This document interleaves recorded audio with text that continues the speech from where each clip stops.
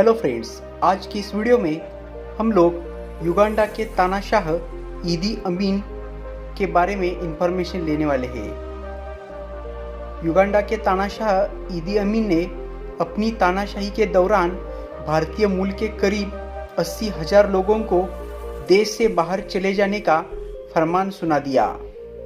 हर परिवार को, चाहे वो जितना भी बड़ा हो, सिर्फ 2 सूटकेस और 50 पाउंड ले जाने की इजाज़त दी थी। ये वो परिवार थे जिनके पास अरबों खरबों की दौलत थी, लेकिन आनन फानन में उन्हें देश छोड़कर भागना पड़ा। वो आज ही का दिन 2 फरवरी था जब ईदी अमीन ने खुद को युगांडा का भगवान घोषित किया, और उसके बाद से दमन का जो दौर चला उसके ढेर सारे राज काफ़ी बाद में खुले। उनके समय में देश के हेल्थ मिनिस्टर रह चुके नेता हेनरी केम्बा ने एक किताब लिखी, state of blood the inside story of ईदी अमीन। में बताया गया है कि अमीन की हुकूमत जाने के बाद देश में कई जगहों पर सामूहिक कब्रें मिली, जिनके बारे में माना जाता था कि ये अमीन की ही करतूत है। ज़्यादातर के ऑर्गन्स गायब थे। ऐसा क्यों था ये किसी को नहीं पता, लेकिन शव की सुई अमीन की तरफ घूमी कि उसने ही फौज को इस बर्बरता का आदेश दिया होगा।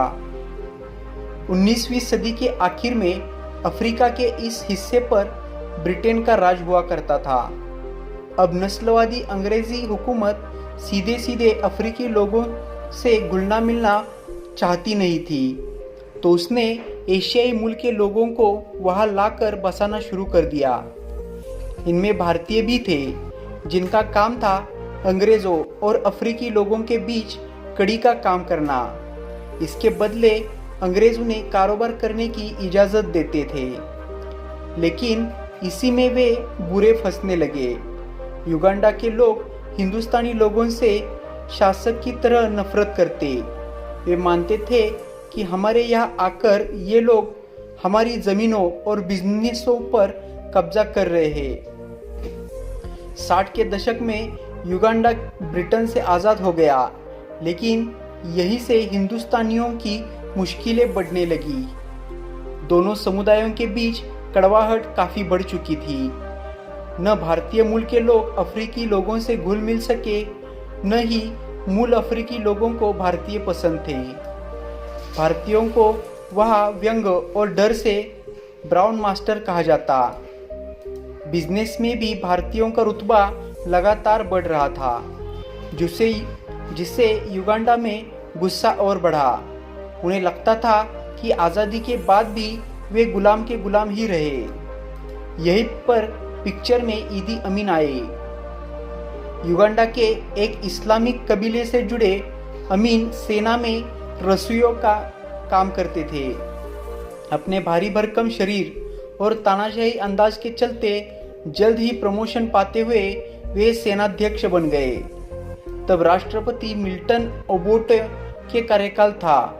सरकार करप्शन के आरोप में घिर गई थी। इधर सेना में भारी लोकप्रिय हो चुके अमीन ने मौके का फायदा उठाया और तख्ता पलट कर दिया।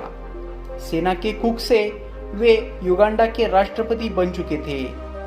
अपने लोगों की भावनाएं समझते हुए अमीन ने रातों रात एशियाई मूल, खासकर हिंदुस्तानियों को देश निकाला दे दिया। कॉलेज में पढ़ने वाले भारतीयों को डराने के लिए सेना के टैंक भेजे जाने लगे। वहाँ भारी बूट पहने अफ्रीकी सैनिक लोगों को डराते और अपने देश लौटने के लिए धमकाते। बिजनेस डूबने लगे। अगस्त 1972 में अमीन ने भारतीयों को देश खाली करने के लिए 3 महीने का नोटिस दे दिया। साथ में ये आदेश भी कि वे सिर्फ 2 सूटकेस और 50 पाउंड साथ ले जा सकते हैं। लोग दशकों की अपनी मेहनत को यूं ही छोड़कर भागने लगे। बहुत से लोगों ने कनाडा, ब्रिटेन और अमेरिका में शरण ली। इसके बाद भारतीय व्यवसायियों से खाली हुए देश की इकोनॉमी एकदम से चरमरा गई। पहली बार बिना तैयारी के कारोबार संभालते मूल निवासियों को समझ नहीं आया कि उसे चलाना कैसे है। उन्हें यह भी पता नहीं था कि किसी चीज को कितने में खरीदा या बेचा जाना चाहिए। तो जल्द ही सारी व्यवस्था ध्वस्त होने लगी। तब युगांडा के मूल निवासियों ने एक और तरीका निकाला। वे कबीलाई प्रथा के मुताबिक पार्टियां देने लगे, जिसमें सबको ये भी न्योता रहता कि वे अपनी पसंद की चीज मुफ्त में ले जा सके। पैसे थे, लेकिन किसी को उसका इस्तेमाल नहीं पता था। महंगाई बढ़ने लगी, लोग भूखे मरने लगे। लोगों के गुस्से को कुचलने के लिए इस तानाशाह ने नया रूप लिया। वो अपने ही लोगों की हत्याएं करवाने लगा। स्टेट ऑफ ब्लड में जिक्र है कि कैसे अमीन ने 5 लाख से भी ज्यादा देशवासियों को मरवा दिया ताकि जनता चुप रहना सीख ले। अनेक कार्यकाल के दौरान युगांडा में भारतीय राजदूत मदनजीत सिंह ने अपनी किताब ईदी अमीन मॉन्स्टर रेजिम में इस अफवाह को हवा दी कि शायद ये तानाशाह शवों का खून पीने की आदत रखता था। किताब में बताया गया कि कैसे अमीन के घर का एक कमरा हमेशा बंद रहता, सिर्फ अमीन उसमें जाते।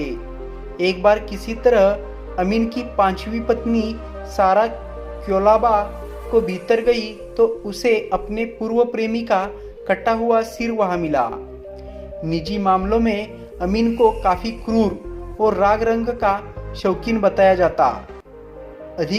आधिकारिक तौर पर 5 शादियां कर चुके इस तानाशाह के ढेरों प्रेमिकाएं भी थी, जिनसे काफी सारी संतानें भी थी। हालांकि इस बात का कभी पुख्ता प्रमाण नहीं मिला।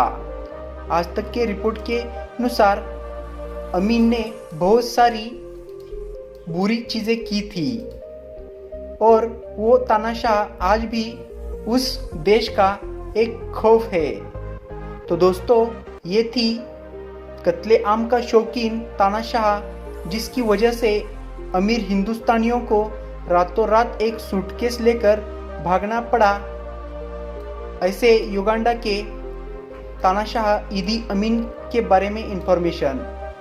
आपको ये वीडियो कैसा लगा ये कमेंट बॉक्स में लिखिएगा। साथ ही वीडियो पसंद आया तो वीडियो को लाइक कीजिए, शेयर कीजिए और चैनल को सब्सक्राइब करना ना भूलिए। जय हिंद, जय भारत।